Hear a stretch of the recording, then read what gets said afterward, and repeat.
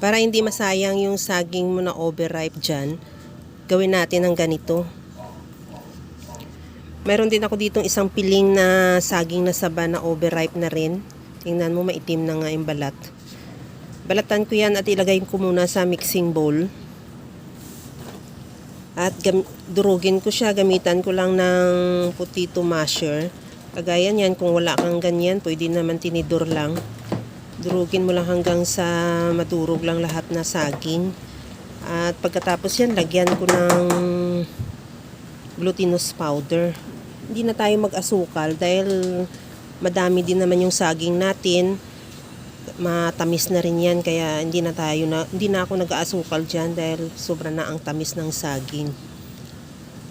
Pagkatapos niyan, ituloy-tuloy lang ang paghalo hanggang sa makuha lang natin yung tamang consistency ng dough. Okay na to. Pagka medyo kagaya niya na hindi na siya dumidikit sa ating kamay, okay na yan. Magpainit na ako ng mantika sa kawali at magbilog ako ng mga gayan lang. Depende lang sa'yo kung gaano kalaki ang gusto mo. Sa akin, sinandok ko lang ng kutsara at bilugin at ipa-flat lang ng konti at ilagay na natin yan sa ating kawali na may mantika. At ituloy-tuloy lang ang pagbilog hanggang sa maubos na natin at prituhin. Baliktarin na din pagkaluto na yung kabilang side at saka ganun din yung kabilang side pagkaluto na rin. Tanggalin na rin natin yan sa kawali at ilagay sa plato.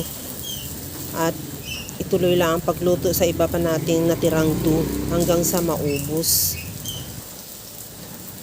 Kaya mga kalasa, kung nagustuhan mo yung ating video, please like na lang at i-share na rin sa inyong mga friends. At kung bago ka pa lang sa aking channel, subscribe na at i-click mo na rin ang bell button para sa mga notification. Okay na tong ating banana butchi o butchi din ang tawag sa amin kasi yan sa probinsya namin. Kaya dito ewan ko kung anong tawag yan, pancake ba o bahala na kayo kung anong tawag nyo dyan.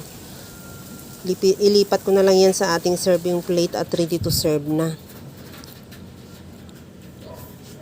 Ito na siya, tikman na natin dahil talagang sa dalawang ingredients lang makakagawa ka na ng napakasarap na merienda, mura na, healthy pa.